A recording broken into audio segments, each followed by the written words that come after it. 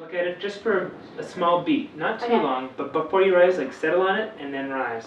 All That's right. perfect. And a little bit slower to the window would be great. Okay. Thank you. This is beautiful. Thank you. No worries, guys. I'll be here all day. Check back. It's only going to get cooler. Yeah, it just feels more. Yeah, it's about what it means. Okay.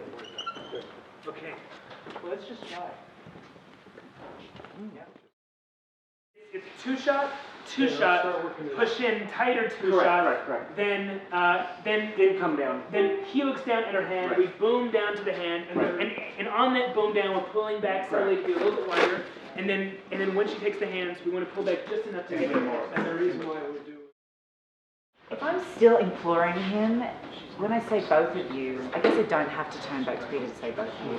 I can just say it while I'm still focused on Steve.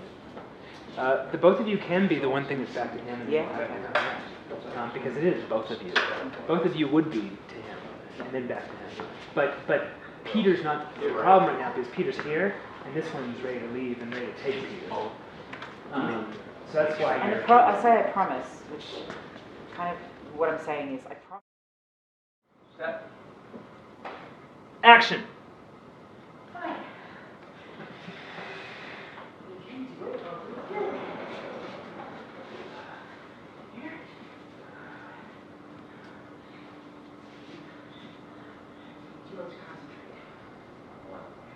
Try to think about Charlie. Oh, for fuck's sake. Sweetheart, please. I tried it 20 minutes ago and it works. What I wouldn't be worked? bringing you down here today. I can't show you. Show what? Let's see what I can show you. Yeah, okay. We'll go back to one.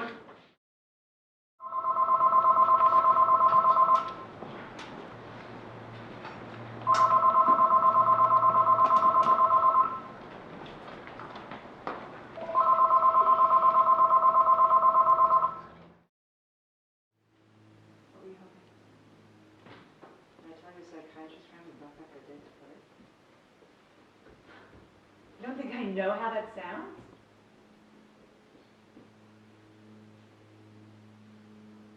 Cut. That was great except for the plane. Try it again. We'll go back to one. I thought this was a soundstage. Soundstage. Sure. But it's funny. Today was so stressful just watching you guys. So I can only imagine how you're doing. Let's go full time on that, yeah? And action.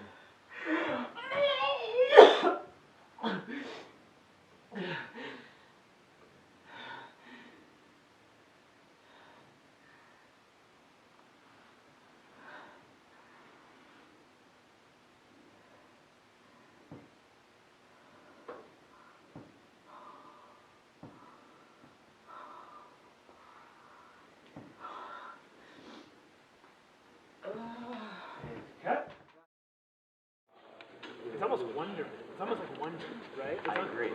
That is going to scare the shit out of me. Yeah, I think. If I go, because Peter's been this way for a while, just and then oh, if it's her, for sure, I don't care. I agree. Music of just that wakes him up a little, and yeah, what's it called?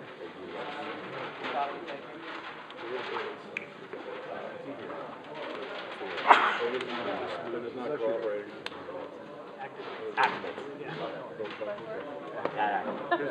Run. All right. Let's play around with how still is. I can agree. Wonder. I think wonder is the right word.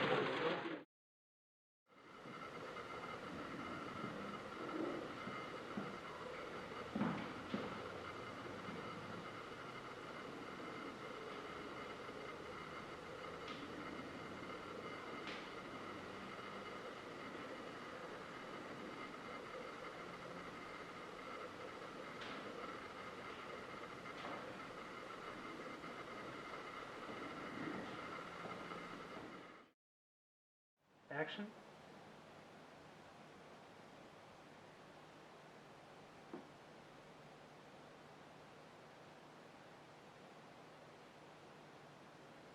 Settle.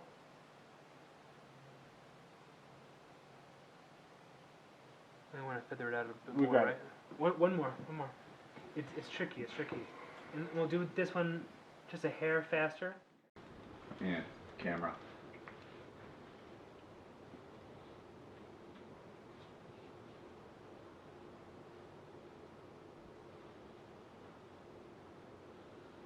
Annie.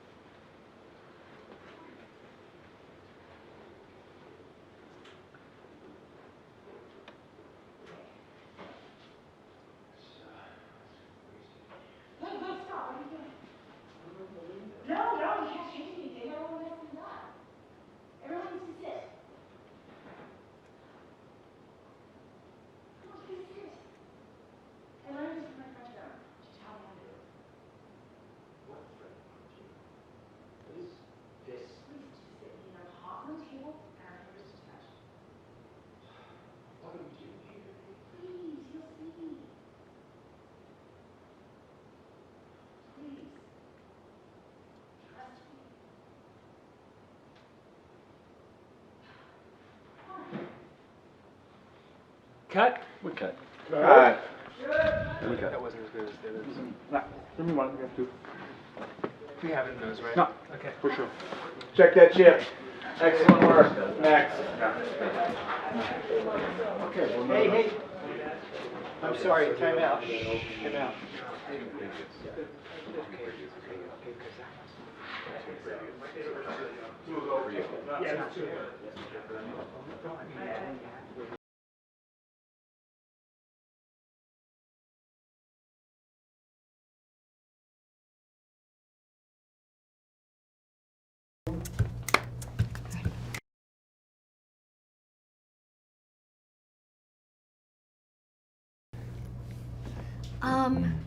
My definition of horror is anything that makes someone look behind them and really realize what it means to be alive. Whoa, that's a very good answer. Wow. I think that's, I mean, that sums how can it you up. top that? All right.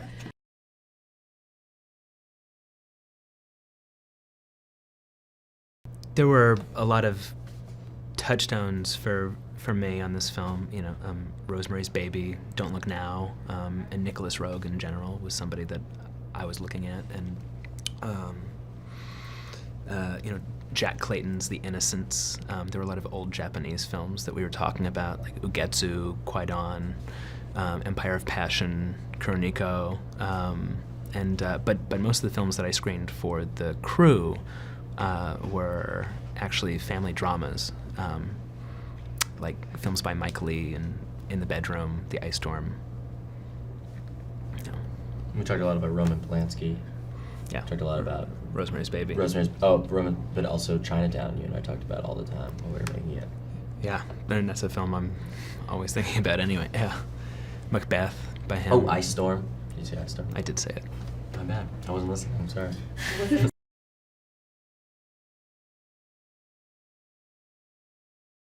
The thing that's so cool about the script is that all the characters are these really nuanced, complex people. So it's hard to kind of break it down in a little soundbite, but I guess Peter is someone who really wants to go along to get along in the beginning of the script, and he's really trying to bury everything. And I think he's trying to get on with it and get out of the house and move on with his life because he has all this trauma with his family, and he kind of just wants, you know, smokes a ton of weed, and he's trying to escape it, and he has all these little flare-ups with his family, and he tries very hard to just push him down in his stomach, and then something horrible happens, and you watch all this stuff that's inside him start coming to the surface, and the more he tries to push it down, the more it becomes impossible for it not to just explode out of him. So to me, it's watching someone deteriorate inside and watching all their rawest vulnerabilities just explode to the surface, and watching that build, and that's how I describe him. I've never seen a teenager go through that in the way that this script's, I think, kind of cleverly navigates. I would say that Charlie is a person who isn't really like anyone else. She doesn't think the same. Her ideas of everything are different. She's an otherworldly creature that just stepped into this new world and doesn't really understand why things work like they do. And I think that's the best way to describe her.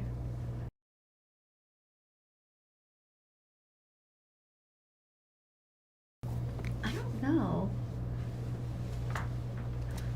Yeah, I mean it's hard. It's the whole process is sort of unique in its own. I mean it's its own thing. So it's hard to say like what's unique and what's not. I mean I found it to be unique in every way. Like we got to Utah and Millie and I did a lot of different things for our characters together. We'd go on these journeys around Utah in character where I'd have to get her to just like order a sandwich or order something and then she would make it impossible and she wouldn't say a word and I'd have to buy her a new sweatshirt. Like Ari gave us these tasks to walk around Utah and do all these things.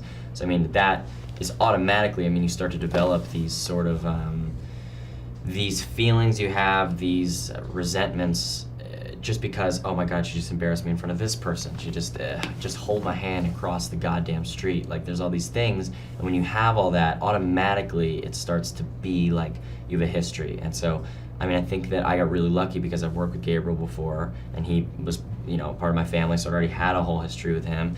I started to develop a history with Millie, and Toni came a little later, so there was a little bit of distance trying to figure it out. So it almost like, it all formed in a way that was supposed to be what the movie was. So I mean I kind of automatically, the preparation happened. I was very lucky. It was sort of served on a platter for me already. I didn't, you know, and I still had to do a ton of work. I mean I was like, you know, tortured every day. All of us were, but it was a lot. Ari helped a lot, just kind of creating that environment and stuff.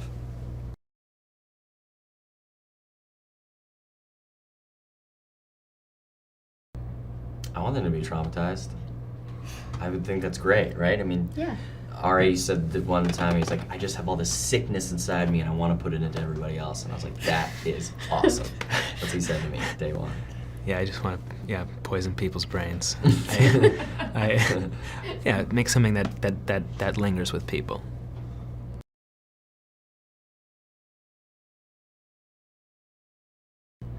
I have used an Ouija board with friends. Hasn't worked, sadly. We've tried like multiple times. Like we'll go in a dark room, midnight, light a few candles, and be like, "Okay, guys, we'll get ready. We'll get in the mood." Nothing happens though. I'm really disappointed. One day, and then I'll have like a great story to tell, but not yet. Not yet.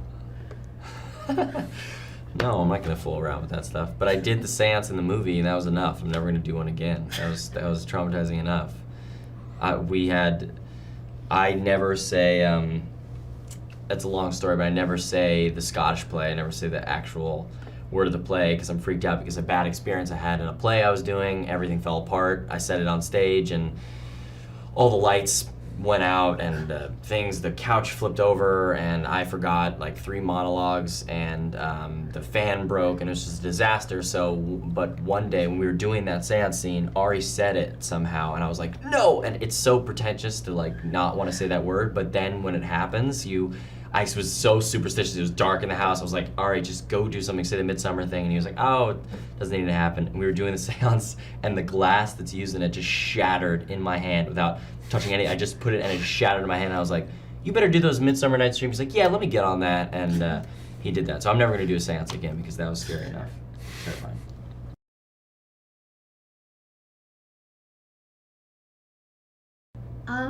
They're all pretty rewarding. It's hard to pick one, just like how picking a favorite's hard because you never really got to like see what it was like till you saw the film all put together. Right. And like after seeing all the work that you put in, finalized and put together for the final film, and saw how the story was all set up and how each scene mattered and each scene was very important. And if you took one thing out, it could change everything. Just seeing that was really rewarding at the end. Mm-hmm.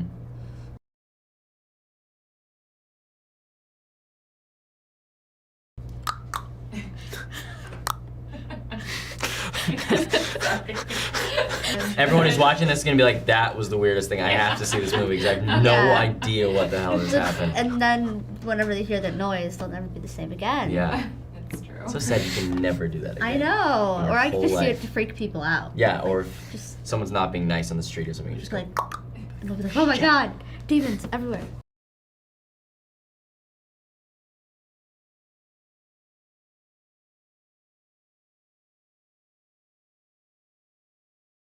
I play a woman who is experiencing an awakening of sorts.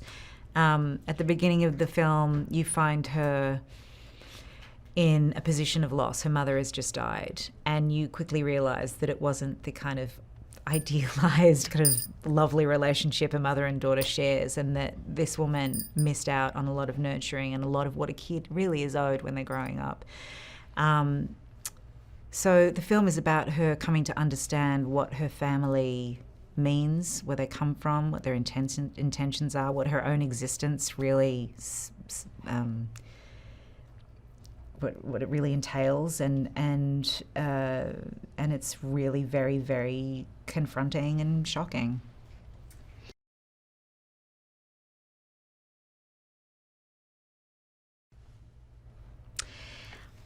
The one thing that I would say is somewhat unique, only in that I don't think I've ever really worked in this way before. It was so intensely emotional that rather than kind of, you know, as a younger actor, I kind of think I really used to love the grit and like the more intense the better. And I'm not into that at all anymore. And I think that it had such strength and spoke to me in such an intense way that it was more a case of really trying to avoid what I had to do until they called action. It really, I think that was the only way I survived it. And since then I've kind of wondered, geez, I wonder what the experience would have been like for me if I really gave myself over to it. But I don't think it would have worked because it was just too much. I think this was kind of the only way to kind of survive it and be able to give a reality to each moment when it was required instead of kind of existing in something that would have been really rather exhausting to do 24/7 for a longer period of time.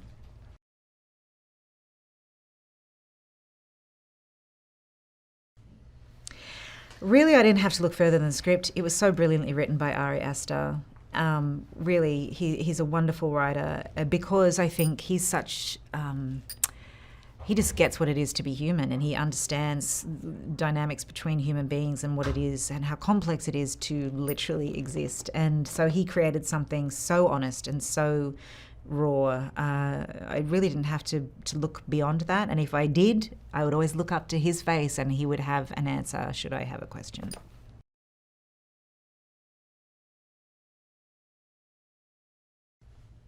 I remember being slightly excited about the idea of being part of a seance when I was a teenager, but it never eventuated, and I'm glad because they freak me out.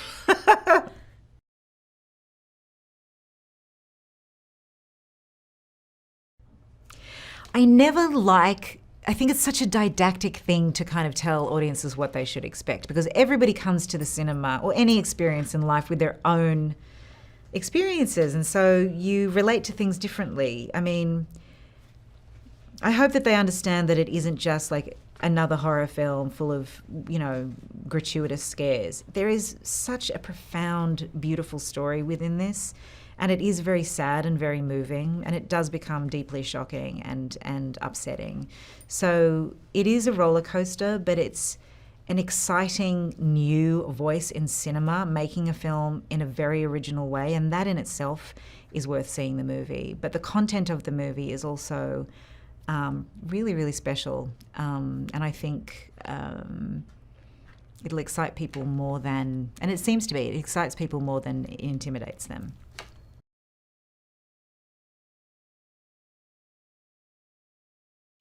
Working with Ari is honestly such an incredible pleasure because he's very, very clear about what he wants at any given moment. He's lived with this story for so long in his head and knows every single shot, cutting point, nuance, everything he wants from every actor, how he hears the line. However, he does leave room for interpretation and collaboration. And there was one particular scene where it was a very, very long shot towards the end of the movie where my character is quite maniacal and trying to convince her husband to help her sacrifice herself in order to save her son, quite literally. And there's a moment where I convince him to come downstairs and kind of explain what's going on and ask for his help. It was a long scene, and the words that were written were not quite enough. And I always was very, very loyal to Ari and what he wrote. I did a take that way, and it didn't feel right because there wasn't enough on the page, and the scene was so emotionally big. It's kind of a begging scene, really, a pleading scene, and a declaration of true, true love. And so I literally took a moment and I thought, I just have to fucking give it. I had to tell myself to just get over whatever fear was in the way and just get it done. And so we did it again, and it just felt so alive, and I didn't stick to the exact dialogue, and it's the only scene I ever improvised in, but it was so spacious and needed that freedom to convey like the reality of the moment. And the most gratifying, exciting moment of the entire film, I think, was when I knew that they were planning other coverage. And sometimes when you get something and you know that it's right, and when you do get it right in that way that kind of feels very real, there's no way you can repeat it. It becomes like you're mimicking or replicating or trying to get it again. You can never actually get it again. And Ari said to me, that was it. We don't need any more shots. And I was like, thank you. That was it. That's awesome.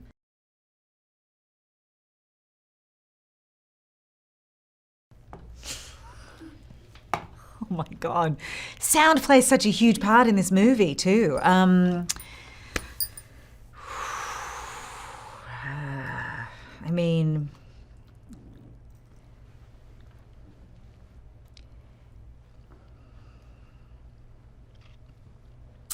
it would vary. I love that sound that Millie's character makes. Charlie just has this weird tick which becomes so kind of spooky and haunting.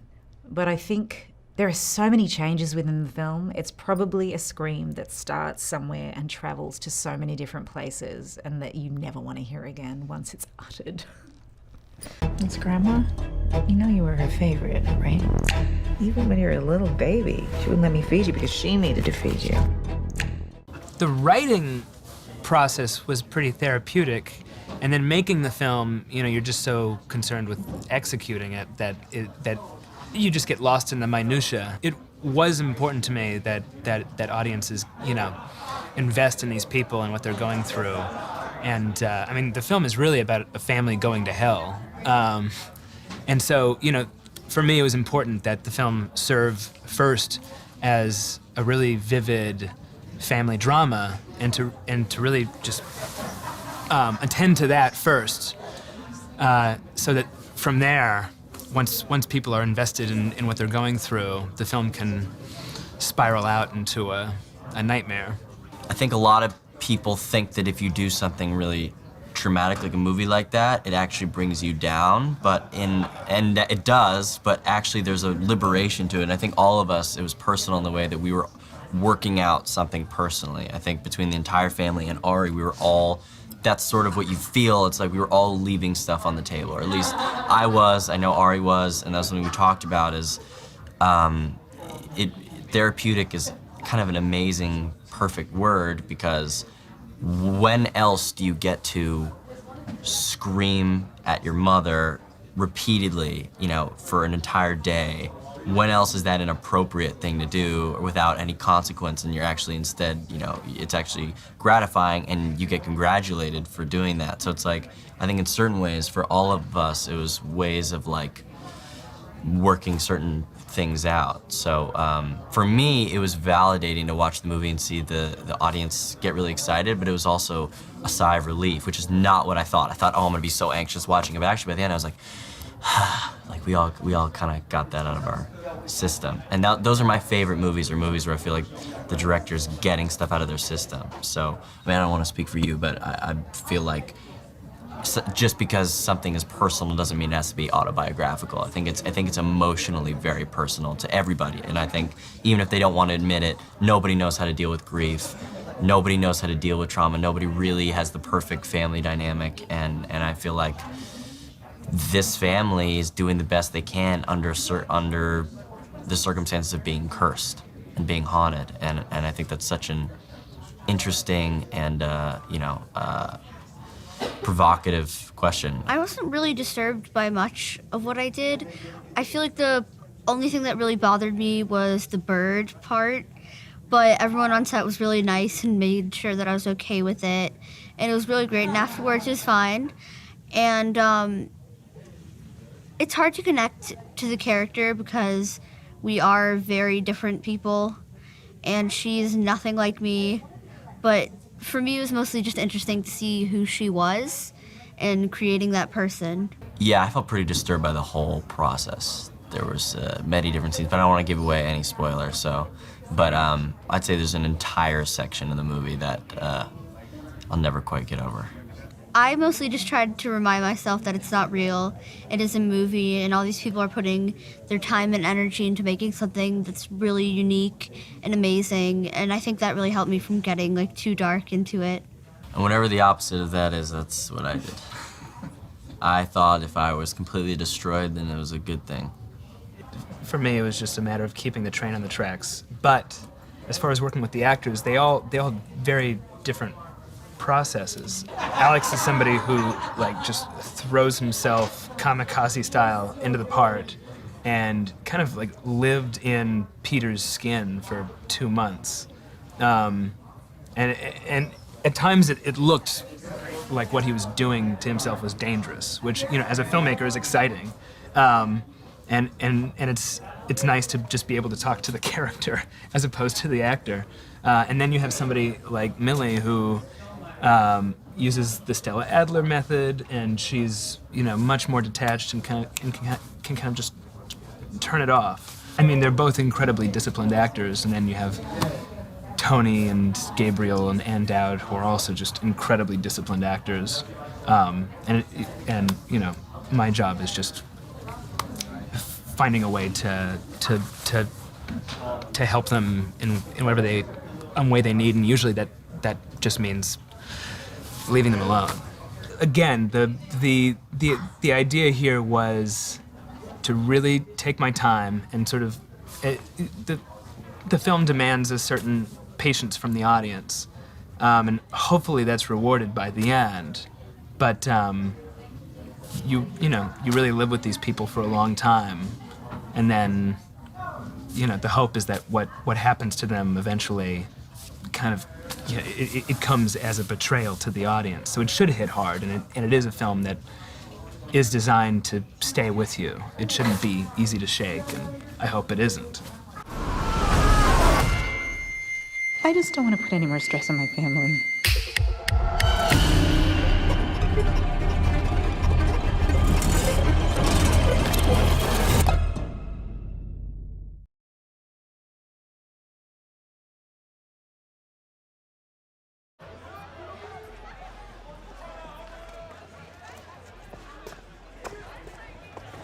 Maybe I don't have to go in.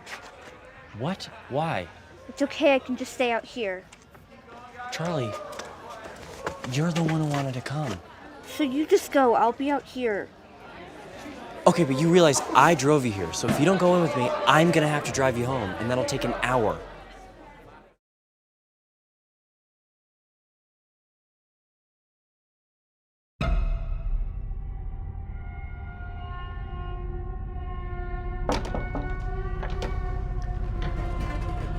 Come on, Peter. It's just soon.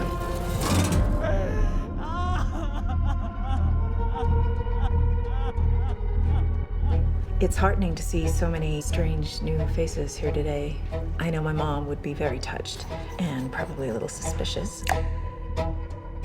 My mother was a very secretive and private woman.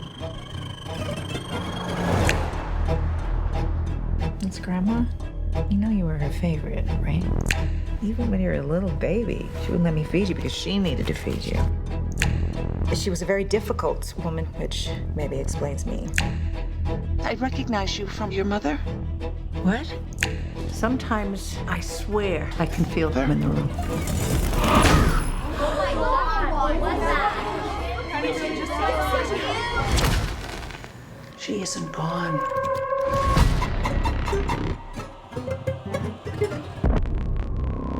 She had private rituals, private friends.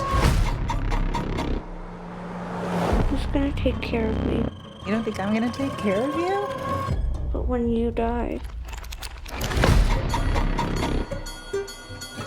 And she wasn't altogether there. At the end.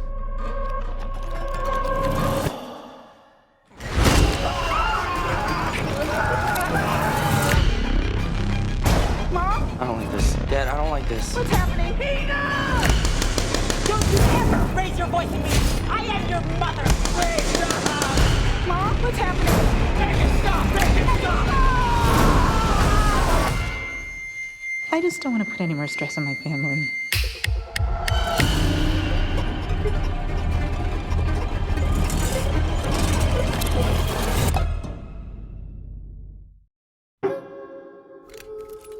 Maybe we finish the toy after the quiz.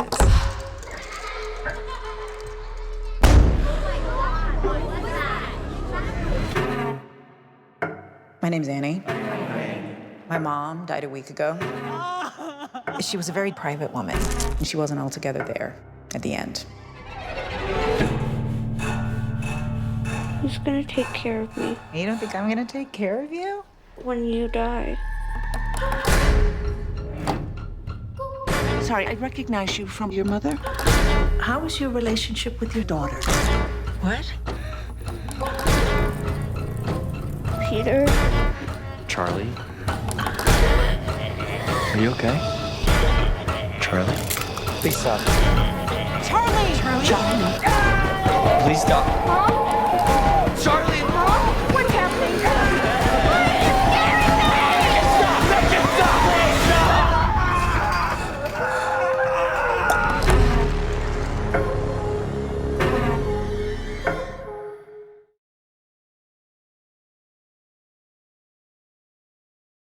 24 was the studio that brought us my favorite horror film of 2017, It Comes at Night, and judging from what people have been saying about this movie at Sundance, it sounds like their new film, Hereditary, could be another success.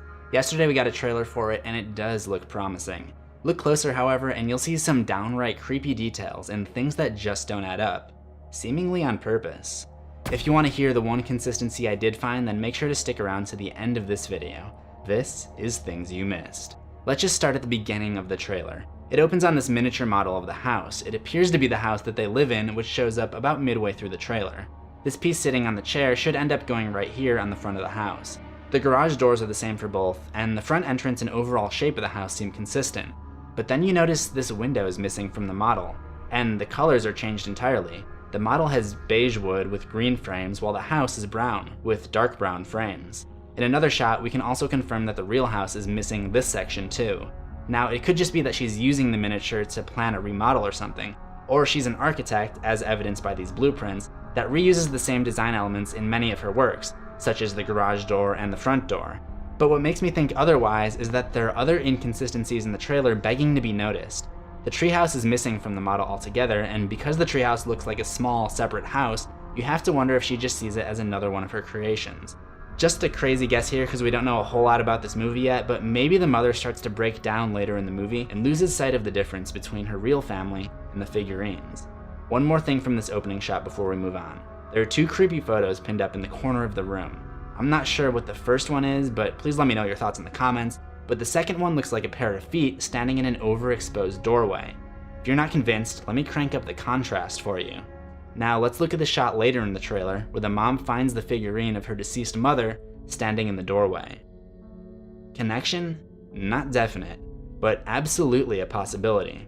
Here's another inconsistency. Outside of the immediate family, which is these guys, none of the people at the burial are the same people who attend the service. See how there are a bunch of bearded guys at the service? None at the burial. See these bald guys at the burial? Not at the service. The burial has 4 kids, the only kid at the service is the daughter. As far as I can tell, the immediate family are the only ones to attend both events. The mother even comments, It's heartening to see so many strange new faces here today. I know my mom would be very touched. what does that even mean? Why would you want strangers at your mother's funeral? Like I said, something doesn't add up, but it gets weirder. The daughter's drawing a picture of her mother hysterical and crying at the podium. But we see at the podium the mom is fine. It's at the burial that she's hysterical. Also, on the other page, what is this? This is terrifying. If these drawings turn out to be a telling of things to come, then this is going to be one freaky scene. The necklace the mother wears can also be seen on the dead grandma as well, so it could be a symbol for the hereditary passing down of traits. Just as biological genes are passed down, the tradition of the necklace could also be passed down. What I can't figure out is what this shape is supposed to be. Let me know your interpretation in the comments, but as far as I can tell, there are 3 consecutive figures, possibly signifying daughter, mother, and grandmother. The next one is more disturbing when you think more about it. Why did this woman make a tiny model of her own mother on her deathbed? I shudder to think about what kind of person does this. And if that wasn't strange enough, it looks like the daughter also draws the dead grandma. This family needs a new hobby. If I'm not mistaken, it looks like the grandma's eyes are opening on the other page, which is out of focus, which again will be very unsettling if true. Maybe you all picked up on this right away, but the next thing is another one that just got creepy after I thought about it for a second. You know you were her favorite, right? Even when you were a little baby, she wouldn't let me feed you because she needed to feed you. Because she needed to feed you. Because she needed to feed you. Because she needed to feed you. Hopefully they were talking about baby formula, but let's face it, it's way too late for that. Here's some weird things I noticed about the daughter. She's always wearing orange. She always has these strings tied around her finger. She's got this weird connection with birds. A bird crashes into her classroom window. She cuts a bird's head off with scissors. Totally normal. She has pictures of birds in her room. There's also a bird ornament sitting in a nest in her room. You could even say her whole room kind of resembles a birdhouse. If you think of a birdhouse as a miniature house that hangs on a tree, so is this. Speaking of her room, first of all, super cool. I mean, what kid would not want to live in that? But on the inside, well, this guy's just lovely. And what's the point of having indoor wind chimes anyway? I think that's enough of the girl for now. She's kind of freaky. Let's move on to the son. I don't know if it's just me, but he looks way older than his classmates. I mean, look at this kid, look at her, now look at the son.